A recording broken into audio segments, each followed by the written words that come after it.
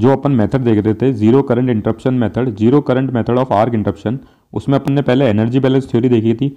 अब अपन recovery rate theory देखेंगे, जिसको अपन स्लैपियंस थ्योरी भी बोलते हैं या फिर वोल्टेज रेज थ्योरी भी बोलते हैं।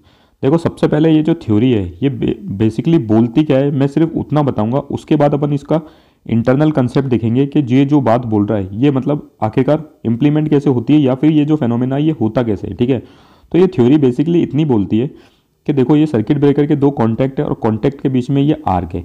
इस थ्योरी की ये थ्योरी अपन पढ़ रहे हैं इस आर्क को इंटरप्ट करने के लिए।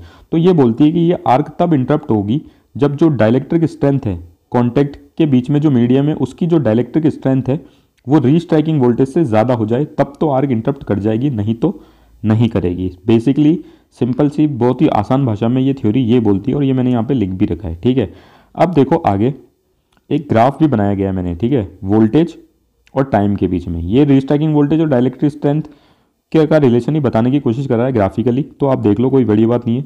ये देखो ये रीस्ट्राइकिंग वोल्टेज है रेड कलर में और ये है मीडियम की डाइलेक्ट्रिक स्ट्रेंथ। अब की बार देखो जो डाइलेक्ट्रिक स्ट्रेंथ का इंक्रीज हुआ है वो रीस्ट्राइकिंग वोल्टेज के इंक्रीज से बहुत ही ज़्यादा कम है, तो अपनी थ्योरी के अकॉर्डिंग यहाँ पे आर्क जो है वो इंटरप्ट नहीं करेगी। ठीक है, लेकिन ये सेकंड केस देखो, यहाँ पे जो डाइलेक्ट्रिक स्ट्रेंथ का जो बिल्डअप हुआ है वो काफ़ी तेजी से हुआ है, किससे? रीस्ट्राइकिंग वोल्टेज से। तो अपनी क्या होगी, आर्क वापस से आर्क जो है वो इंटरप्ट कर जाएगी। ठीक है, तो ये इस ग्राफ में यही बताया गया है। दूसरा ये ग्राफ इसलिए बनाया गया है तो देखो एक रेस लगी है डाइलेक्ट्रिक स्ट्रेंथ और रीस्ट्राइकिंग वोल्टेज के बीच में। ठीक है, इसलिए इसको वोल्टेज रेस थ्योरी भी नाम दिया गया है।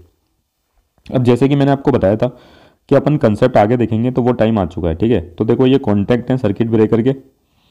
अब ये कॉन्टैक्ट के बीच में जो ये आर्क बनी है, अब ये आर्क बनी क्यों है? क्योंकि जो मीडियम था इन कॉन्टैक्ट के बीच में वो आयोनाइज हो चुका है। आयोनाइज हो चुका है मतलब उसमें आयंस आ चुके हैं। अब अपन को क्या करना है, इस आर्क को इंटरप्ट करना है। ठीक है, इस आर्क को इंटरप्ट करना है। वो कैसे करना है कि इस मीडियम को वापस से डी आयोनाइज करके।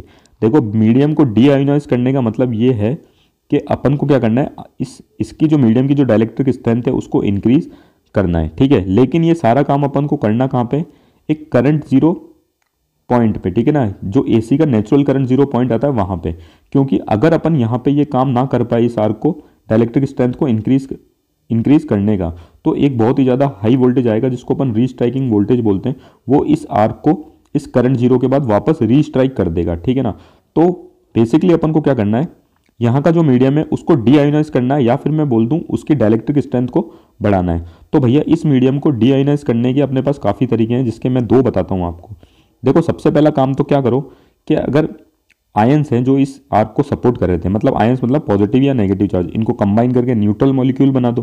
ठीक है ना, तब भी ये आर्क क्या होगी, ये जो मीडियम है वो डी आयोनाइज हो जाएगा, या फिर मैं बोल दूँ इस मीडियम की डाइलेक्ट्रिक स्ट्रेंथ इंक्रीज हो जाएगी। या फिर दूसरा करो कि ये जो आयोनाइज मीडियम है यहाँ पे उसको यहाँ से स्वैप ही कर दो। ठीक है ना, और स्वैप कैसे करेंगे, यहाँ पे दूसरा इंसुलेटिंग मीडियम डाल दो, एयर या फिर दूसरी ऑयल।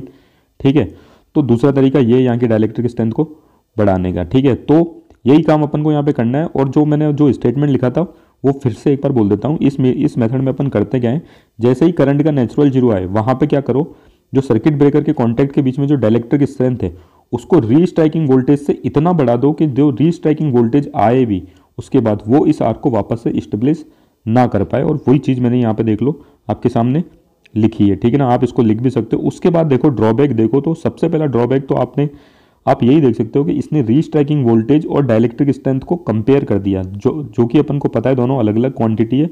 तो पहली बात तो जो इसका अजम्पशन था वो यही गलत हो गया। ठीक है ना, तो दूसरा जो ड्रॉबैक है वो ये है कि इसने जो एनर्जी रिलेशन होता है आर्क एक्सटेंशन के टाइम, जो अपन ने एनर्जी बैलेंस में देखा था, उसको बिल्कुल भी इसने कंसिडरेशन में लिया ही नहीं। ठीक है ना, तो दूसरा ड्रॉबैक ये है। और तीसरा ड्रॉबैक ये है कि जो आर्किंग फेस है वो कवर नहीं होता इस थ्योरी के अंदर। तो ये तीन ड्रॉबैक थे किसके, सैपियंस थ्योरी के। Thank you.